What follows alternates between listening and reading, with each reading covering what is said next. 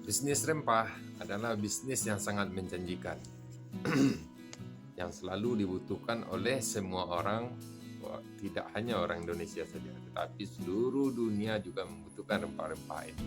Itulah salah satunya kenapa dahulu kita dijajah beratus-ratus tahun oleh bangsa lain. Sekarang saya akan bercerita pada teman-teman semua, apa yang teman-teman bayangkan jika saya mengatakan bisnis rempah. Pasti kita membutuhkan modal yang sangat besar. Dan yang kedua adalah teman-teman pasti memikirkan juga harus memiliki ruko dan tempat penjemuran yang besar. Tapi ini akan saya ganti buat teman-teman semua. Bisnis rempah yang akan saya ceritakan ini adalah bisnis yang bisa teman-teman lakukan hanya dengan modal sekitar 200.000 hingga 500.000 rupiah. Dengan pasti untungnya jutaan ya. Jadi ini yang akan saya ceritakan buat teman-teman semua. Jadi kalau kita mau bisnis rempah itu nggak selalu dengan membutuhkan modal besar, tetapi hanya sedikit kita kasih nilai tambah. Bagaimana caranya bisnis dagangan kita ini laku besar dan mempunyai untung yang sangat besar dengan modal yang kecil pastinya. Sebelum kita lanjut, saya akan membayangkan pada teman-teman semua kalau dalam suatu pasar, kira-kira siapa yang paling mendominasi dari isi pasar tersebut. Kalau di tempat saya, di pasar-pasar tradisional ya, pasar tradisional itu didominasi oleh para pedagang kelontong atau pedagang PND. Jadi ini yang perlu kita manfaatkan. Bagaimana caranya ya? Kalau orang-orang ini harus kita data terlebih dahulu. Jadi sebelum bisnis rempah yang akan ceritakan buat teman-teman ini, sebelumnya saya harus mengatakan pada teman-teman harus mempunyai database siapa orang-orang yang ada di dalam pasar. Yang kedua, siapa orang-orang yang berada di pinggiran pasar yang menjual barang kelontongan. Jika teman-teman semua sudah membayangkan siapa target pasarnya, ya bisnis rempah ini yang akan saya katakan adalah bisnis rempah-rempah untuk membuat makanan. Contohnya saja, misalnya kalian mau bikin suatu masakan atau kuliner ya, kalau kita bikin kuliner pasti modalnya juga gede, tapi yang kita lakukan ini modal kecilnya saja. Contohnya misalnya kalian harus, yang akan saya tunjukkan ini adalah bisnis rempah untuk membuat sup. Terbayang nggak berapa harga yang dijual pasar itu? Harganya cuma Rp1.000 loh teman-teman, 1.000 sampai Rp2.000. Dan isinya cuman juga tidak banyak, hanya diisi oleh 5 butir cengkeh, maksudnya ya 5 butir cengkeh, ada 2 buah bunga lawang, ada 3 biji kapulaga, ada merica, dan ada ketumbar. Jadi kalau ini yang 5 bahan ini yang saya bahas buat teman-teman ini ya, itu modalnya nggak terlalu gede ya teman-teman ya. Jika misalnya teman-teman beli harga per kilo itu rata-rata harganya sekitar Rp80.000 per kilonya.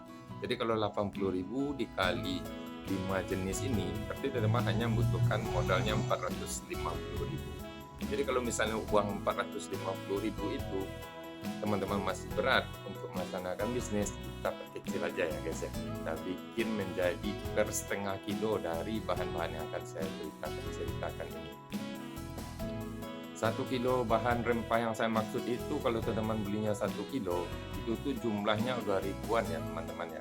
Jadi kalau misalnya kita bagi aja, kita ambil rata-rata itu isinya nanti sekitar 700 biji atau 700 buah. Kalau misalnya kita kira-kirakan saja, yang pasti itu pasti lebih.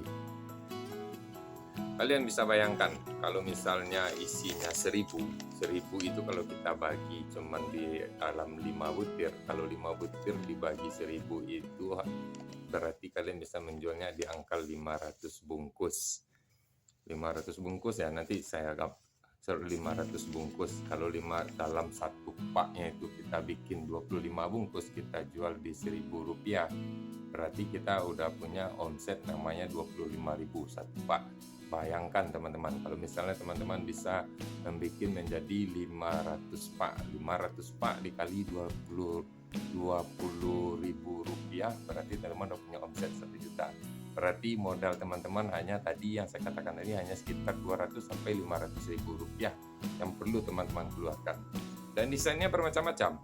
Mungkin teman-teman bisa lihat kalau misalnya mau ke pasar, kita mau beli bumbu sup, nanti dikasih rentengan, dibungkusin plastik yang bahan-bahan yang saya ceritakan tadi. Tapi yang ini adalah ini pasti benar-benar bisnis yang sangat bagus loh teman-teman ya. Jadi teman nggak perlu pusing. Kalau misalnya teman-teman tidak tahu apa itu jenis rempahnya, teman-teman bisa ke pasar.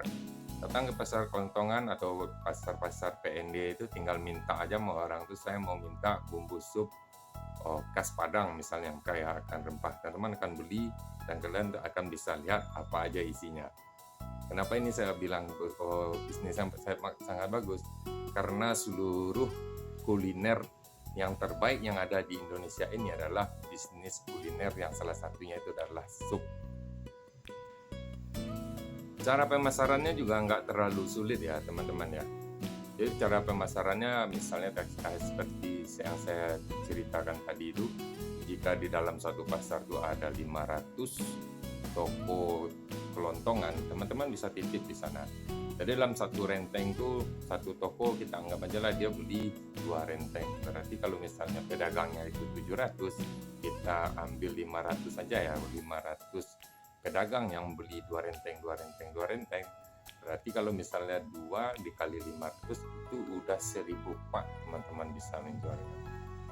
Kalau dalam 1000 pak kita jual 20.000 berarti udah cuan lagi ya 2 juta. Jadi ini bisnisnya yang sangat mudah ya teman-teman, tapi semua orang pada nggak tahu, orang nggak sadar. Yang saya tahu itu perusahaan besar sekelas Ajinomoto, sekelas Niwon, sekelas Sasa itu udah dibikinnya kayak bumbu halus kayak mericaku atau ladaku, dibikinnya semuanya udah dijadiin tersaset yang lebih kecil. Soalnya kalau kita jual rempah itu dalam skala besar, beli ke petani sekitar Rp70.000, kita harus menanggung risiko nanti yang namanya penyusutan dari barangnya, dan harga yang jual kita itu juga sangat tipis yang kita dapat. Tapi beda kalau misalnya kita bumbu rempah tersebut kita racik menjadi suatu bumbu makanan, nah, itu untungnya lebih gede buat teman-teman semua.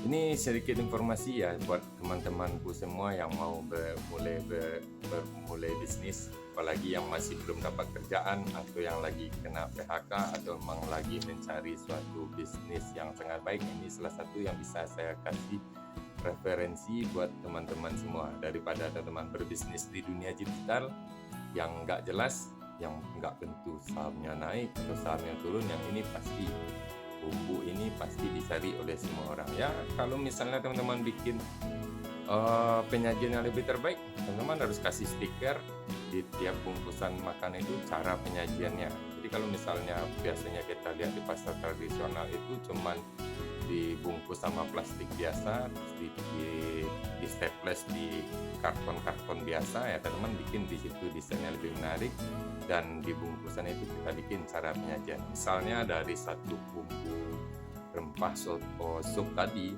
kita bikin di satu bungkus ini dipakai untuk 1 kilo daging dan airnya maksimal 2 liter kayak gitu ya contohnya teman-teman ya.